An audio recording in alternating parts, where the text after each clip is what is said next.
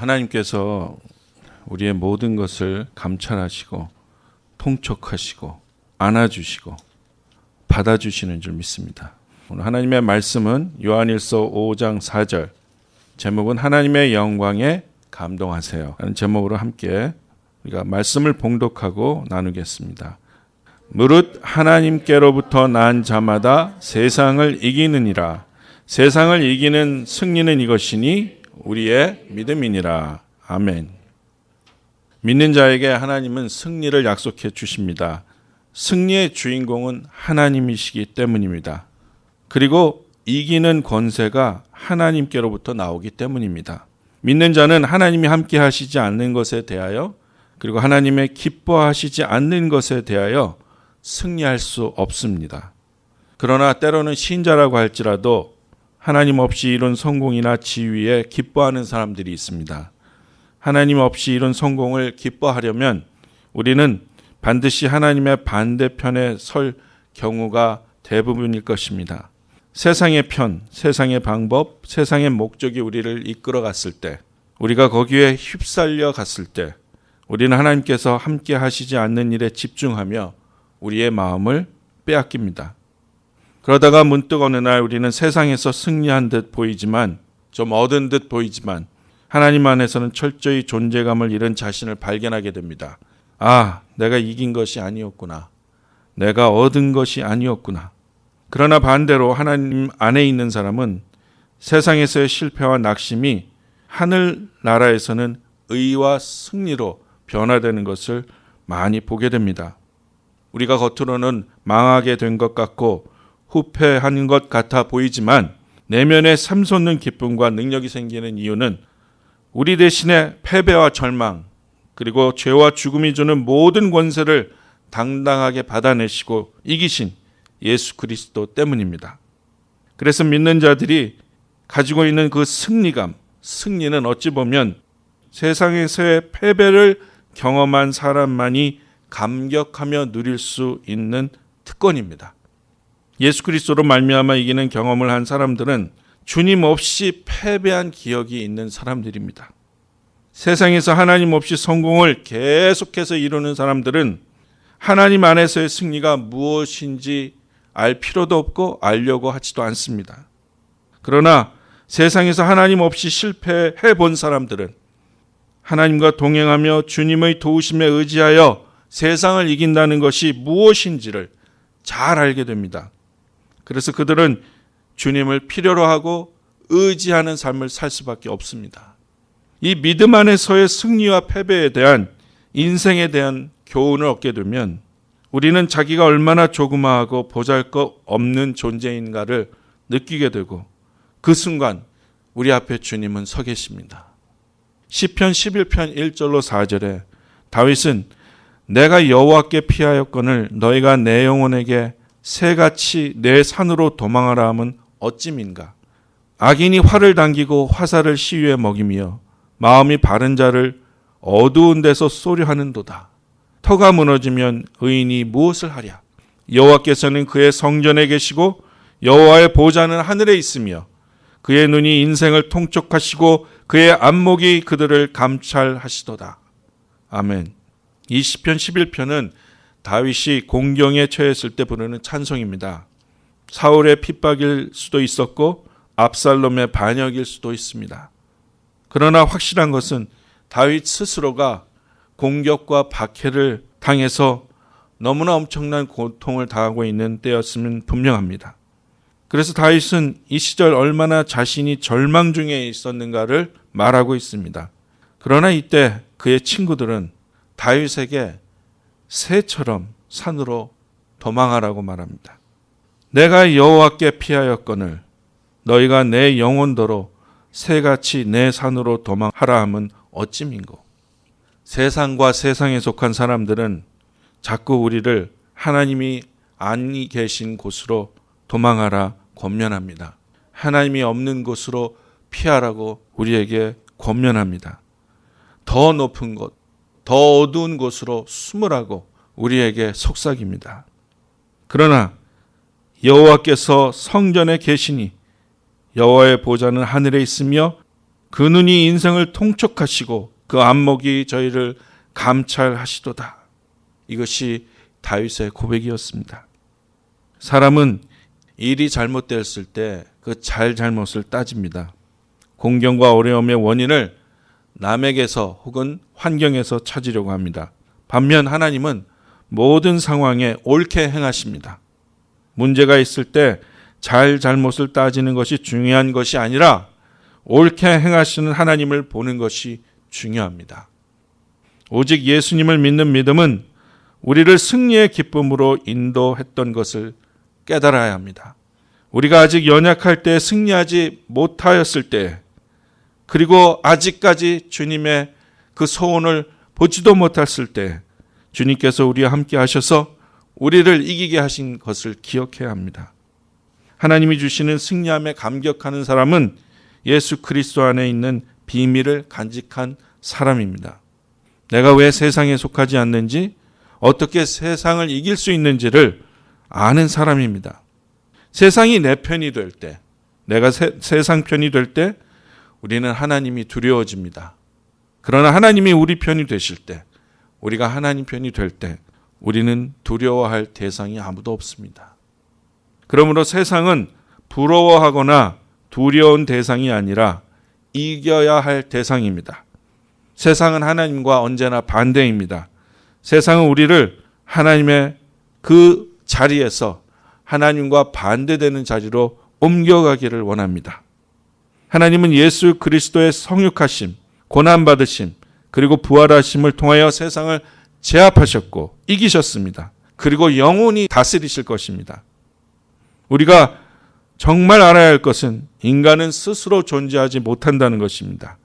인간은 스스로 생명을 나타낼 수도 없고, 인간은 스스로 법이나 자기 힘으로 생명을 얻을 수도 없고 지킬 수도 없습니다. 오직 하나님의 은혜로만 창조의 질서에서 살아남을 수 있습니다. 이사야 43장 1절에 야곱아, 너를 창조하신 하나님께서 지금 말씀하시느니라. 이스라엘아, 너를 지으신 이가 말씀하시느니라. 너는 두려워하지 말라. 내가 너를 구속하였고 내가 너를 지명하여 불렀나니 너는 내 것이라. 아멘. 결국 우리는 하나님 앞에 속하였고 하나님은 세상을 이기시는 분이시고 결국 우리도 세상을 이길 수 있다는 겁니다. 두려워하지 말라는 겁니다. 주님께서 우리를 지명해서 불러서 세상을 이기게 하신다는 겁니다. 세 가지 세상에 대한 하나님의 승리를 하나님은 선포하셨습니다. 로마서 6장 10절로 11절에 하나님은 죄에 대하여 이기셨다고 선포합니다. 그가 죽으심은 죄에 대하여 단번에 죽으시며 그가 살아계심은 하나님에 대하여 살아계심이니 이와 같이 너희도 너희 자신을 죄에 대하여는 죽은 자요 그리스도 예수 안에서 하나님께 대하여는 살아있는 자로 여길지어다. 아멘. 여러분, 우리는 죄에 대하여 죽은 자입니다. 그래서 우리는 죄 속에 살지만 죄의 생명력이 우리 안에서 생명으로 영향력을 미치지 못합니다. 우리는 계속해서 죄 속에 살고 넘어지는 순간, 그 순간에서도 하나님에 대하여 살아있는 생명력을 가지고 있는 사람들입니다. 왜냐하면 우리가 죄를 이긴 것이 아니고 하나님이 죄에 대하여 승리하셨기 때문입니다. 하나님의 승리하심으로 우리는 죄의 영향력에서 벗어났습니다. 우리는 자유케 된 것입니다. 두 번째, 하나님은 세상이 주는 어려움에 대하여 이기셨다고 선포하셨습니다. 요한복음 16장 33절, 이것을 너희에게 이르는 것은 너희로 내 안에서 평안을 누리게 하려 함이라. 세상에서는 너희가 환난을 당하나 담대하라. 내가 세상을 이기었노라. 아멘. 여러분, 두려워하지 않고 평안을 누릴 수 있는 사람은 이긴 사람이기 때문입니다. 승리한 사람은 두려움이 없습니다. 그리고 평안을 누릴 수 있습니다. 무엇에든지 진 사람이 힘들어지고 어려워지고 불안하고 평안을 빼앗기는 겁니다. 이 이기는, 세상에 대하여 이기는 것도 사실은 우리가 이긴 것이 아닙니다. 예수 그리스도께서 세상을 이기었기 때문에 주님을 따르는 우리 보고 담대하라고 말씀하시는 겁니다. 너희가 싸워서 이기라고 내가 말하지 않는다. 내가 싸워서 이미 이겼다. 그러므로 담대해라. 그러므로 평안을 누려라. 이렇게 말씀해 주시는 겁니다. 우리는 너무나 우리 스스로에게 많은 의무를 부여하고 있습니다. 내가 뭘 해가지고, 내가 뭘 이루어가지고, 내가 뭘 나타내서 자꾸만 나 때문에 내 스스로를 평안케 하고 이기게 한다는 착각에 사로잡혀 있습니다. 그러나 사람은 이길 수 있는 존재가 아닙니다. 사람은 스스로 평안할 수 있는 존재가 아닙니다. 사람은 스스로 생명력을 나타낼 수 있는 존재가 아니에요. 오직 예수 그리스도 안에 있는 그 하나님의 영광과 승리 안에 있을 때 우리는 이것을 다 누릴 수 있습니다. 세 번째로 하나님은 이 세상 어두움의 주관자와 공중 권세자들에 대하여 이김을 주십니다. 에베소서 6장 12절 우리의 씨름은 혈과 육을 상대하는 것이 아니요 통치자들과 권세자들과 이 어두움의 세상 주관자들과 하늘에 있는 악의 영들을 상대함이라.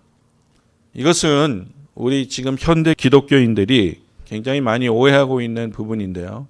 이것은 마치 교회 안에 있는 사람들 사이의 작은 다툼을 가리켜서 우리끼리 싸우지 말고 우리끼리 다투지 말고 세상에 있는 이 악한 영들과의 싸움에 집중하자. 네, 맞습니다. 그런 의미도 포함됩니다. 그러나 우리가 알아야 할 것은 이 말씀에 나와 있는 이 씨름, 이 싸움이라는 단어입니다. 여기에 나와 있는 이 씨름, 이 싸움이라는 단어는 사람과 사람 사이에 붙일 수 있는 정도의 수준의 단어가 아닙니다. 이것은 삶과 죽음, 영원히 멸망받음과 영원히 사는 생명과의 싸움입니다. 세상과 하늘나라의 싸움입니다. 이런 위대하고 엄청난 결과를 가지고 우리가 싸우는 이 싸움의 이 현지, 현장, 그리고 이 대상을 우리가 바로 직시해야 되고, 그리고 이 싸움의 그 모든 주권은 하나님께 있다는 것을 우리가 고백해야 한다는 것입니다. 이미 하나님께서 이 거대한 싸움에서 이기셨다는 것을 깨달아 알아야 합니다. 여러분, 오늘 밥 먹다가 누구랑 잠시 말다툼하고 눈을 흘기는 그런 수준의 싸움을 말하는 것이 아닙니다. 여러분, 오늘 누군가를 미워했다고 해서 지금 악한 영들과의 싸움을 포기하지 마십시오. 지금 우리가 말하는 싸움과 이 성경이 말하는 싸움은 굉장히 다른 차원의 것입니다. 사람과 사람과의 관계에서 실패할 수 있지만 우리는 이 영적 싸움에선 절대로 실패할 수 없습니다. 왜냐하면 이미 하나님께서 세상을 이겼다고 말씀하셨기 때문입니다. 이 공중권세와 악한 영들에 대한 싸움에서 예수 그리스도는 이미 승리했기 때문에 우리는 그 승리의 노래를 항상 부를 수 있는 존재입니다. 여러분, 낙심하지 마십시오. 잠깐 실패했다고, 잠깐 어려워졌다고, 잠깐 하나님의 말씀에 어긋났다고 이 영원한 싸움에서 우리는 지는 것이 아닙니다. 그래서 그리스도인은 전투에서는 졌지만 전쟁에서는 이긴 사람들입니다. 우리가 이런 하나님의 그 위대한 세상에 대한 이기심을 믿는 믿음 안에 있다면 세상에 대한 우리들의 승리는 보장됩니다. 어떻게 우리가 세상을 이길 수 있는 승리가 우리 안에서 역동적으로 생명력 있게 역사합니까? 첫 번째, 예수 그리스도께서 하나님의 아들이심을 믿는 믿음으로 우리의 승리는 보장되고 생명력 있게 우리의 삶 속에서 운동할 것입니다. 요한일서 5장 4절로 5절 무릇 하나님께로부터 난 자마다 세상을 이기느니라. 세상을 이기는 승리는 이것이니 우리의 믿음이니라. 예수께서 하나님의 아들이심을 믿는 자가 아니면 세상을 이기는 자가 누구냐?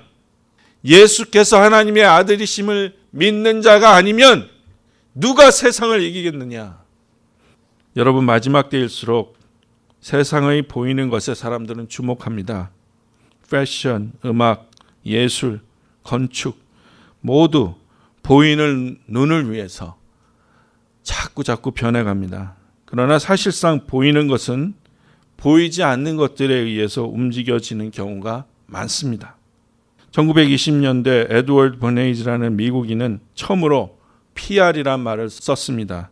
PR, Public Relation이라는 말을 쓰면서 선전선동을 통해서 미국 사람들의 생활을 바꾸어 놓았습니다.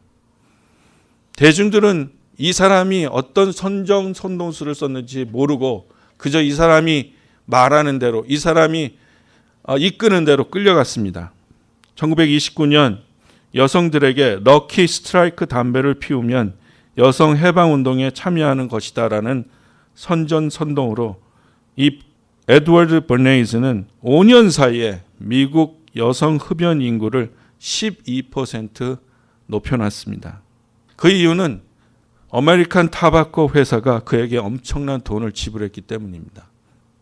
그래서 여성들이 담배에 불을 붙이는 그 모습과 미국 뉴욕의 자유의 여신상의 횃불을 이렇게 싹 같이 비춰주면서 마치 담배 피는 여성들이 여성 해방을 이끄는 신세대 여성인 양 이렇게 광고를 해댄 것이죠.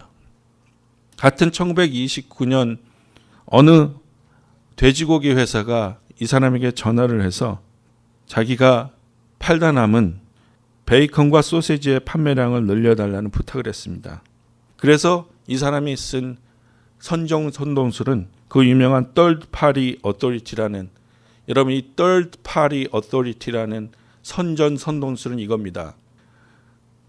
피부가 얼마나 너무 피부가 좋으세요. 그랬을 때 제가 좀 어릴 때부터 피부가 좋아요. 이렇게 얘기하면 사람들에게 욕을 먹습니다. 그런데 이렇게 얘기하는 겁니다. 글쎄요, 저는 잘 모르겠는데 이상하게 피부과에 가면 의사 선생님이 저보고 한 20년은 젊은 피부를 가졌다네요.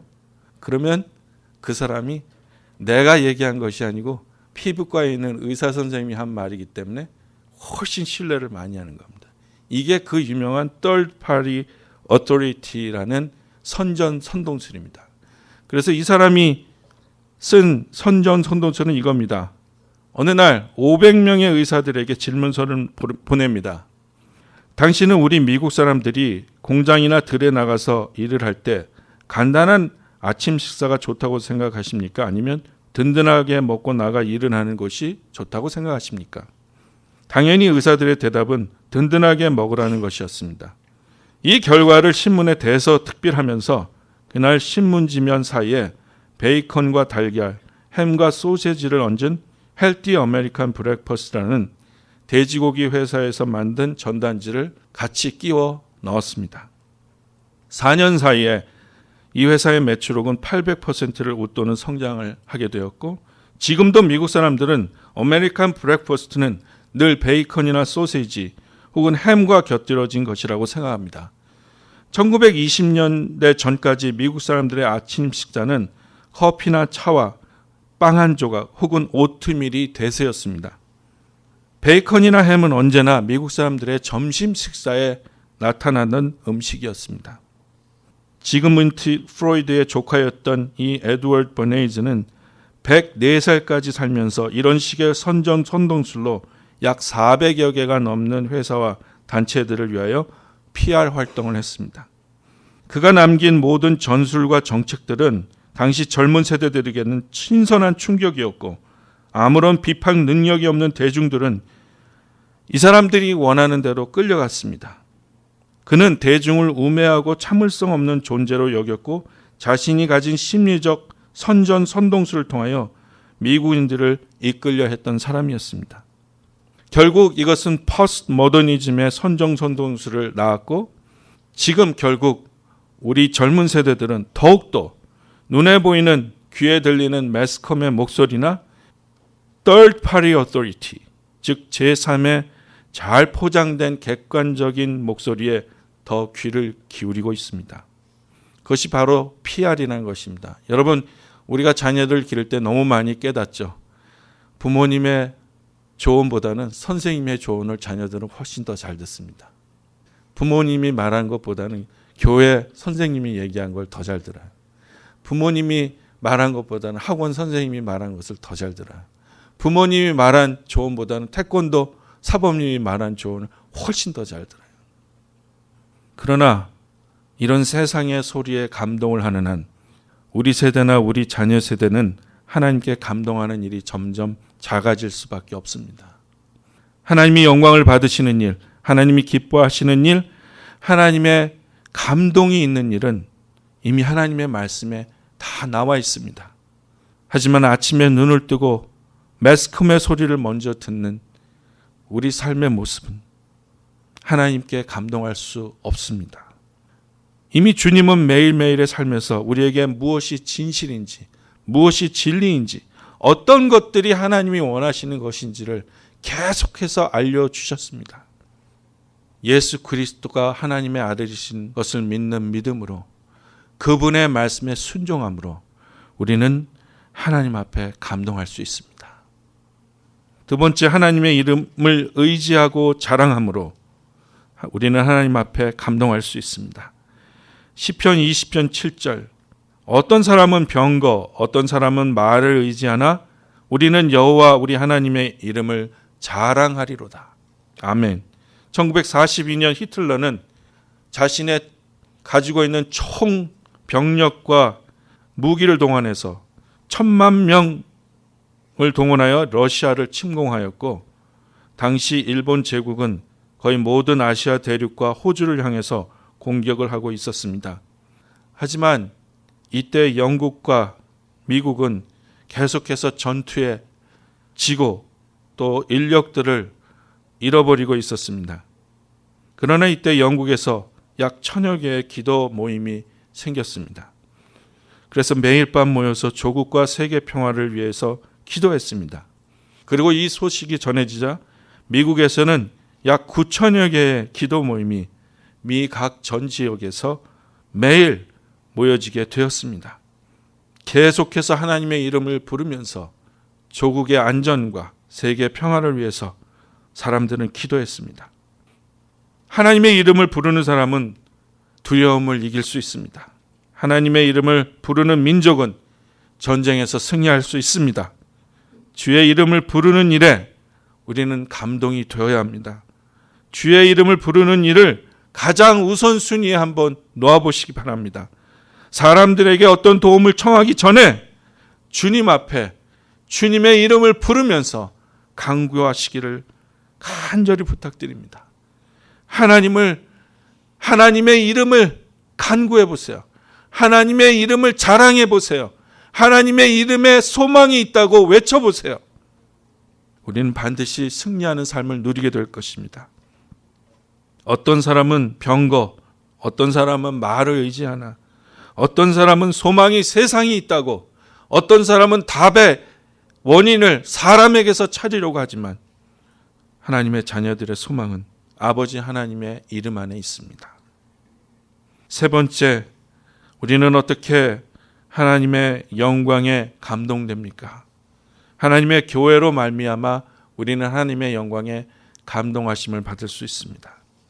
에베소서 3장 9절로 11절, 영원부터 만물을 창조하신 하나님 속에 감추어졌던 비밀의 경륜이 어떠한 것을 드러내게 하려 하심이라. 이는 이제 교회로 말미암아 하늘에 있는 통치자들과 권세들에게 하나님의 각종 지혜를 알게 하려 하심이니 곧 영원부터 우리 주 그리스도 예수 안에서 예정하신 뜻대로 하신 것이라. 아멘. 신약 시대에 나타난 교회의 다른 이름들이 있습니다. 에베소서 4장 12절, 교회는 그리스도의 몸이다. 에베소서 5장 22절 후반, 그리스도의 신부. 디모데전서 3장 15절에는 살아있는 하나님의 교회. 사도행전 2장 20장 28절에는 피로 값주고 사주신 교회. 히브리서 12장 22절에는 하나님의 도성. 고린도전서 3장 9절 하나님의 집. 베드로전서 2장 5절 하나님의 신령한 집. 에베소서 2장 22절 하나님이 거하시는 처소. 히브리서 12장 22절 시온산. 제가 Have a Good Day라는 크리스찬 매거진에서 읽은 글입니다. 조금 오래된 이야기지만 1976년 당시 통계에 의하면 미국 아이오와주의 케오쿡에 있는 제1침례교회 성도였던 린퀘스트 여사는 1888년부터 88년 동안 꾸준히 한 교회의 주일 예배에 참석하였던 것으로 알려져 있습니다. 그 기간 동안 크리스마스 예배나 부활절 예배에 단 한 번도 빠진 적이 없었고, 이 88년 동안 그녀는 교회의 목사가 15번 바뀌는 것을 보았으며 8,000번 이상의 설교를 들었고 4,000번 이상의 기도에 참여했으며 29,000번 이상의 취침 기도를 드렸습니다. 또한 이 링퀴스트 여사는 30년 동안 올겐 반주자로 그리고 40년 이상 그 교회 주일학교 교사로 봉사하였습니다. 그녀의 제자들 등 많은 수가 목회자가 되었고 또다시 교회의 선생님이 되었습니다. 교회 안에서 하나님의 의를 이루는 일, 하나님의 열매를 맺는 삶, 사실은 그것은 거창한 일이 아닙니다. 미세스 링퀘스트처럼 성실하고 신실하게 최선을 다해서 자기에게 맡겨준 신앙생활을 다 하는 것입니다. 세상은 마음에 들지 않으면 갈아치웁니다. 자꾸 새로운 것, 새롭게 만들어진 것에 더 소망을 둡니다. 요즘 교인들의 가장 큰 고민은 마음에 드는 교회를 찾는 것이라고 말합니다. 왜냐하면 이들은 교회에 감동하기를 원하기 때문입니다. 교회에 있는 사람에게 감동받기를 원하기 때문입니다. 그러나 대답은 교회가 하나님께 감동되어야 합니다. 성령님이 우리 교회에 감동하심을 주셔야 합니다. 자꾸 변해야 살아남는 이 시대에서 하나님의 교회는 절대 변하지 않아야 할 진리를 붙들 줄 알아야 합니다. 하나님으로만, 하나님의 감동하심으로만 하나님께 감동되는 교회가 주신 사명을 이룰 수 있습니다. 그래서 교회의 임무는 무엇입니까? 교회의 사명은 무엇입니까? 사도행전 11장 22절 선교사를 파송하는 일이 교회의 사명입니다. 사도행전 11장 26절 그리스도를 가르치는 일이 교회의 사명입니다. 사도행전 14장 23절 교회의 일꾼을 세우는 일이 교회의 사명입니다. 마태복음 28장 18절 이하 온 세상에 복음을 전하는 일이 교회의 사명입니다. 디모데후서 2장 1절 이하 진리를 수호하는 일이 교회의 사명입니다. 에베소서 4장 11절로 15절 성도를 교육하여 성장케 하는 일이 교회의 임무이고 사명입니다. 여러분, 하나님의 영광에 감동하는 성도가 진리를 끝까지 수호할 수 있습니다. 하나님의 이름에 감동하는 성도가 마지막 순간까지 응답을 받을 수 있습니다. 그리고 하나님의 영광 안에서 감동하심을 받은 교회가 끝까지 충성하며 하나님 앞에 영광 돌리는 교회가 될 수 있습니다. 하나님의 영광이 우리를 감동하실 때 우리는 세상에서 승리할 것입니다. 하나님의 영광에 한번 우리의 모든 것을 걸어보시기 바랍니다. 사람에게 두었던 소망, 세상에 두었던 소망, 그리고 자신에게 두었던 소망을 버리고 이제 하나님 영광 안으로 들어와서 하나님의 영광에 감동해 보세요. 하나님은 우리를 승리하는 삶으로 바꾸어 주실 줄 믿습니다. 기도합시다. 하나님, 저희는 지금 다 같이 하나님의 영광에 들어가길 원합니다. 그리고 하나님의 영광에 감동하기를 원합니다. 하나님, 말씀이 우리 안에 거하시기를 기도합니다. 하나님의 영광이 우리와 함께 하시기를 기도합니다. 그리고 그 하나님의 영광과 말씀이 우리의 소망이 되기를 기도합니다. 하나님, 세상은 자꾸 새로운 것을 쳐다보게 하고 더 나은 것을 바라보게 하고 더 예쁜 것을 쫓아가게 하는데 하나님은 자꾸 변하지 않는 영원한 것을 간직하라고 말씀하시는데 하나님, 우리 마음을 새롭게 해주셔서 하나님의 변하지 않는 영원한 이름, 영원한 하나님의 말씀, 그리고 영원한 하나님의 교회를 선택할 수 있도록 축복해 주시옵소서. 하나님의 영광에 감동하는 성도들을 불쌍히 여기셔서 하나님, 저희들로 하여금 승리의 삶을 살 수 있도록 축복해 주시옵소서. 감사하며 예수님의 이름으로 기도합니다.